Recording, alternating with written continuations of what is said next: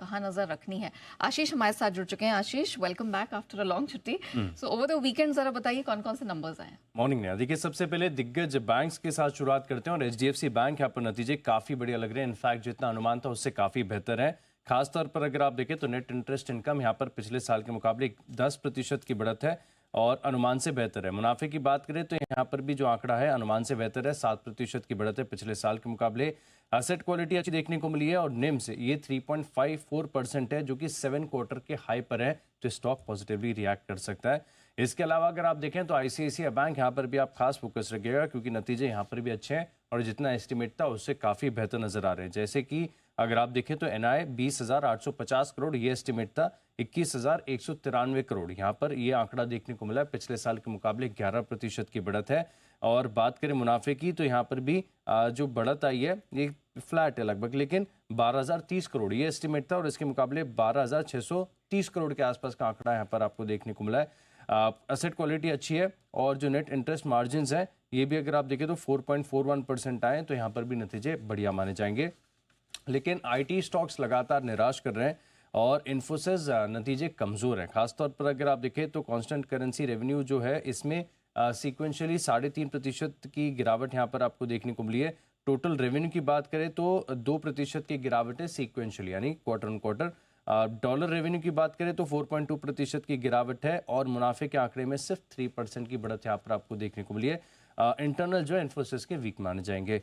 HDFC life यहाँ पर भी देखें तो नतीजे थोड़े से मिले जुले मिक्स सेट ऑफ नंबर्स है, जहाँ पर आप देख सकते हैं कि जो मुनाफा है 15% बढ़ा है और जो ग्रॉस प्रीमियम इनकम है यहाँ पर भी 15% की बढ़त यहाँ पर देखने को मिली है। और जो एस्टिमेट्स है ये ऑलमोस्ट एज पर एस्टिमेट्स यहाँ पर माने जाएंगे। जो वीएनबी मार्जिन है ये 26.5% है और पिछले साल 26.1% था ये आंकड़ा।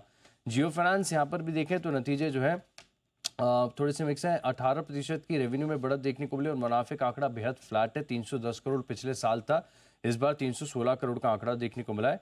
टाटा एलेक्साई नतीजे अगेन एक आईटी स्टॉक है जिसके नतीजे थोड़े से कमजोर साइड पर ही आपको देखने को मिल रहे हैं। रेवेन्यू 3.5% की गिरावट है, एबिट 17% घटा है, मार्जिन 23.5% से घटकर 20% और मुनाफे की भी बात करें तो यहाँ पर 14% की गिरावट देखने को मिली है, कमजोर नतीजे हैं। येस बैंक यहाँ पर नतीजे ठीक है, एनआई 6% बढ़ी है, मुनाफा 63% बढ़ा है, असेट क्वालिटी स्टेबल है और जो प्रोविजंस हैं ये सीक्वेंशियल तौर पर और क्वार्टर ऑन क्वार्टर देखें तो यहाँ पर भी फोकस बाजार का बना रहेगा। कैश के स्टॉक्स की बात करें तो मैस्टेक यहाँ पर नतीजे कमजोर है। एक तो मार्जिन 16% से घटकर 15.3% हो गया, मुनाफा 12% घटा है लेकिन डिविडेंड अच्छा दे दिया है, 16 रुपये प्रति शेयर का डिविडेंड है। जस्ट डायल के नतीजे अच्छे हैं जहां पर रेवेन्यू 7% बढ़ी है, कामकाजी मुनाफा 22% बढ़ा है, मार्जिन में एक्सपांशन और 36% की बढ़त कंपनी के मुनाफे में है। और महिंद्रा ईपीसी यहाँ पर भी अगर आप देखें तो ब्लॉकबस्टर नंबर्स हैं जहां पर जो मुनाफा है ये 1.5 करोड़ से बढ़कर 6.5 करोड़, 35% का इजाफा है कंपनी के रेवेन्यू में। और जो 1 करोड़ 20 लाख का एबिटा पिछले साल इन्होंने दर्ज किया उसके मुकाबले 9 करोड़ 60 लाख का एबिटा दर्ज किया है, तो महिंद्रा ईपीसी अच्छे नंबर्स है। ऑलराइट, साथ ही आशीष ये भी बताइए आज के ट्रिगर्स और कौन कौन सी खबरें जहां फोकस करना है। देखिए, सबसे पहले आज तो यूएस के वाइस प्रेसिडेंट और पीएम मोदी की मुलाकात होगी और हुंडई मोटर्स यहाँ पर 62% शेयर का जो लॉक इन है इसकी ये खोलेगा।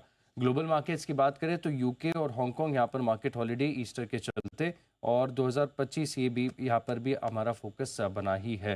बात करें बिजनेस अपडेट्स की तो यहाँ पर बजाज फिनसर्व यहाँ पर फोकस करके चल सकते हैं क्योंकि क्रॉस डायरेक्ट प्रीमियम जो है ये आंकड़ा यहाँ पर देखने को मिला और पिछले साल के मुकाबले तकरीबन 5% की बढ़त यहाँ पर देखने को मिली है। रियल्टी स्पेस की कंपनी से जो अपडेट्स निकल कर आ रहे हैं Q4 के थोड़े से कमजोरी हैं।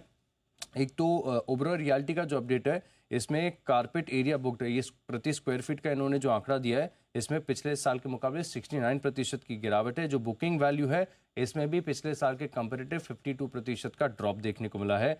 कोल्टे पाटिल यहाँ पर भी देखें तो जो एरिया की बिक्री है टोटल ये 631 करोड़ है, यानी पिछले साल के मुकाबले 15% घटी है। वॉल्यूम्स अगर आप देखें तो ये भी घटे हैं। रियलाइजेशन हालांकि 9% बढ़े हैं, तो यहाँ पर भी हमारा है फोकस। जीएमआर एयरपोर्ट से यहाँ पर मंथली ट्रैफिक डेटा आया है मार्च 2025 का और इसमें कुल पैसेंजर ट्रैफिक 8% बढ़ा है। देवयानी इंटरनेशनल इस स्टॉक के ऊपर खास फोकस रखिएगा, एक तो प्रेफरेंशियल करने जा रहे हैं और दूसरी बात यह है कि एक स्काई गेट हॉस्पिटैलिटी इसका ये अधिग्रहण करेंगे जिनका फेमस ब्रांड है बिरयानी बाय किलो, तो यहाँ पर फोकस है। इटर्नल इन्होंने अपडेट देख के बताया कि कंपनी के विदेशी निवेश की जो सीमा है 49.5% हो गई है। और जेंसॉल इंजीनियरिंग यहाँ पर देखें तो लगातार ये स्टॉक सुर्खियों में बना हुआ है, जहाँ पर 2 स्वतंत्र निर्देशक यानी इंडिपेंडेंट डायरेक्टर्स ने तत्काल प्रभाव से इस्तीफा दे दिया है। फंड एक्शन की बात करें तो फ्यूजन फाइनेंस यहाँ पर देखें तो थर्सडे को बड़ा स्पर्ट भी देखने को मिला था, 13% चल के बंद हुआ है ये स्टॉक। और अपडेट आ रहा है कि public share holder bank of America securities Europe ने करीब 6.7 लाख शेयर यानी 0.6% इक्विटी जो का अधिग्रहण किया है 158.21 रुपये के भाव पर। ऑलराइट, थैंक यू आशीष पूरे अपडेट के लिए। आइए आगे बढ़ते हैं और अब